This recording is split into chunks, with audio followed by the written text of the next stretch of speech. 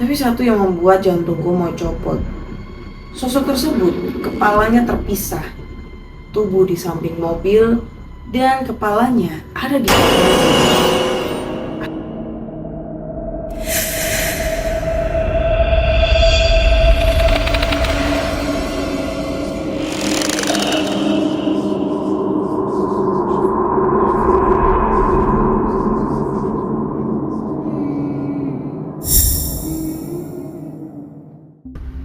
Hai Re, yo apa kabar? Ketemu lagi dengan aku Ana di cerita horor Ana Olive atau podcast kisah horor. Dan sekarang aku berada di salah satu lokasi, yaitu kantor Terbengkalai.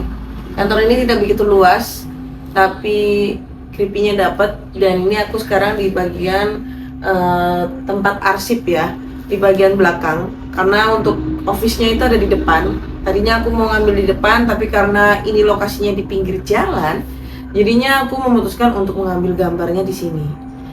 Lokasi ini nggak begitu lama ya ditinggalkan, sekitar tahun 2024. Aku kurang tahu pasti kenapa ini ditinggalkan, tapi yang jelas banyak sekali cerita-cerita dari sebelah-sebelah ya, bahwa sering melihat hantu wanita yang mondar-mandir di lokasi ini ya.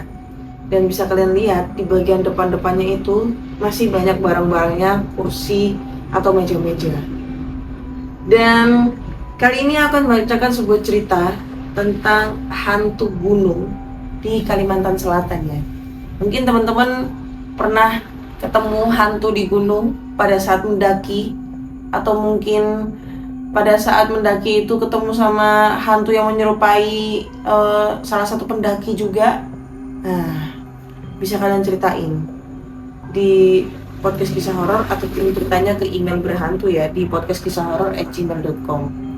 Namun kali ini ceritanya bukan karena masalah mendaki, tapi karena ada pekerjaan ya di sana. Dan langsung aja kita bawakan ceritanya.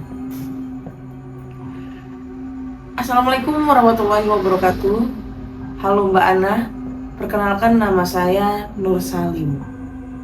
Saya mau cerita tentang kisah horor yang saya alami sewaktu jadi karyawan magang di tambang batu bara sebagai mekanik alat berat yang ada di Kalimantan Selatan. Dan kira-kira kejadiannya ini di tahun 2006. Saat kejadian itu, saya bekerja shift malam. Saat itu saya ditugaskan dengan 3 rekan saya, yang salah satunya adalah mandor saya. Dan waktu itu kita ditugaskan untuk memperbaiki satu unit doser Komatsu yang sedang rusak di dekat sebuah gunung. Dan jarak gunung tersebut dengan kantor kami itu lumayan cukup jauh, jadi harus menggunakan mobil. Saya jelaskan sedikit tentang gunung tersebut. Gunung itu adalah sebuah gunung kecil yang tidak terjamah oleh aktivitas tambang dan ditumbuhi banyak pohon. Dan yang saya tahu, kalau ada gunung seperti itu di area tambang, harusnya sudah rata dengan tanah. Di situ saya agak sedikit bertanya-tanya sama teman saya. Dan infonya sih, karena ada sisi mistisnya, makanya gunung tersebut tidak ditambang atau diratakan. Oke, kembali ke ceritanya. Berangkatlah saya dengan 3 rekan saya. Saat itu yang menyetir mobil adalah mandor saya. Dan saya duduk di kursi depan, dan dua teman saya duduk di kursi belakang. Jadi mobil kami ini double cabin ya, atau double seat. Saat sudah sampai di lokasi, tepatnya di kaki gunung tersebut, kondisi area sangat gelap. Tidak ada penerangan sama sekali. Hanya diterangi oleh cahaya bulan dan lampu dari mobil kami. Suasananya pun sedikit mencekam karena sejauh mata memandang, hanya gelap yang kami dapati. Kami mencari kesana kesini letak persisnya unit doser tersebut, dan akhirnya ketemu. Kami keluar dari mobil untuk memeriksa unit tersebut. Saat itu, bulu kuduk saya ini merinding. Kemudian mandor saya ini berkata, "Nur, kamu tunggu di sini ya. Saya mau balik ke workshop karena masih ada alat yang kurang dan tertinggal di workshop. Aduh, kondisi gelap gini lagi, ngatin saya. Lalu saya bilang ke mandor, jangan mandor, gelap gini, biar saya dibayar mahal, saya nggak mau ditinggal Dor. Dan mandorku menjawab, oke lah kalau gitu, kita balik dulu ya ke workshop, kemudian balik lagi ke sini. Akhirnya kami balik lagi ke workshop untuk mengambil alat dan kembali lagi ke kaki gunung tersebut. Setelah kami sampai, kami langsung mulai bekerja. Karena tidak ada penerangan, maka kami menggunakan penerangan dari lampu mobil yang kita arahkan ke unit doser tersebut. Pintu mobil kami buka lebar, suara musik kami buat nyaring agar tidak sunyi. Posisi kami berempat sudah ada di atas unit yang rusak. Saya dan dua rekan saya berada di atas truk unit dan mandor saya sendirian berada di bawah atau kolong unit. Posisi kami membelakangi mobil kami. Dan beberapa menit kemudian, perasaan saya ini sudah tidak enak. Lalu saya turun dari unit dan mengambil kain lap. Namun saat saya berjalan perlahan, saya melihat ada sekelebat bayangan putih lewat dengan cepatnya di hadapan saya. Kemudian saya lanjut membakar kain lap yang saya ambil tadi untuk membuat api unggun, dengan harapan api tersebut mengusir hewan-hewan liar seperti ular dan juga rasa takut saya akan makhluk yang muncul tadi.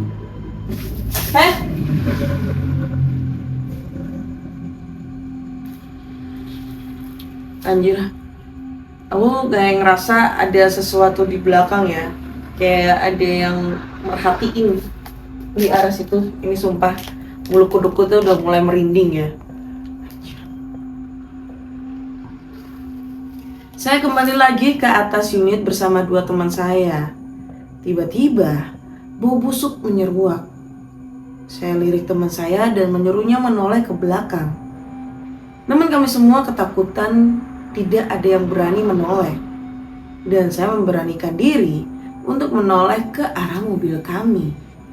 Dan benar saja, saya melihat sesosok makhluk yang menyerupai manusia sedang berdiri tepat di samping pintu mobil yang terbuka. Ada suara orang batuk. Halo? Anjir, kaki cicak. Bajunya warna putih. Bajunya warna putih tapi seperti kena tanah dan lumpur dan banyak darahnya. Tapi satu yang membuat jantungku mau copot. Sosok tersebut kepalanya terpisah, tubuh di samping mobil dan kepalanya ada di kap mobil. Astagfirullahalazim. Buru-buru saya membalikan pandangan saya dan menutup mata saya. Kedua teman saya berbisik, "Ada apa, Nur?" "Gak apa-apa," ucapku. Mandor saya yang dari tadi ada di kolong unit menyuruh kami untuk diam. Kami terdiam selama setengah jam. Kemudian saya menoleh kembali dan sosok tersebut sudah tidak ada. Mandor saya langsung menyuruh kami untuk kembali ke mobil dan langsung menuju kantor atau workshop. Kami buru-buru menyudahi pekerjaan tersebut. Dalam perjalanan menuju workshop saya menanyakan ke mandor saya, "Mandor, tadi sampean nggak ada merasa aneh?" Dan mandor saya menjawab, "Iya, saya juga melihatnya." Dan ternyata kami semua pada saat itu melihat sosok tersebut. Kemudian dalam perjalanan kami melihat ada truk dari arah berlawanan. Namun karena mobil kami menggunakan lampu jauh, jadi truk yang ada di depan kami memberikan lampu dim atau kode isyarat kalau mereka silau. Kemudian dengan cepat mandor saya mengganti lampu jauh ke lampu dekat.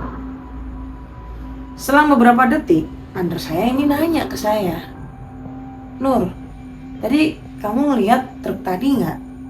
Dan saya ngejawab, "Iya Dor, saya juga ngeliat. Emang kenapa?"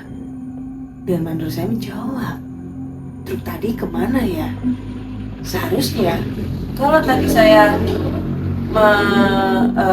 truk itu berpapasan dengan kami, seharusnya kita bisa melihat truk ini lewat di sebelah kita.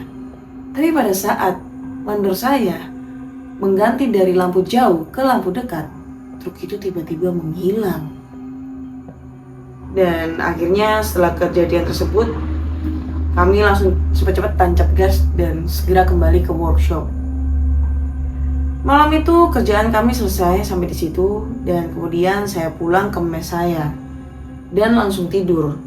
Dalam tidur saya bermimpi ketemu kembali dengan truk yang tadi malam menghilang.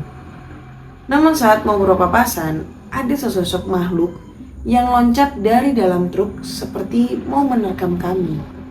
Saya langsung seperti ketindihan, tidak bisa bergerak. Saat itu, saya langsung baca-baca doa yang saya bisa, dan alhamdulillah saya bisa bergerak lagi. Hanya saja, saat itu juga saya langsung jatuh sakit selama seminggu.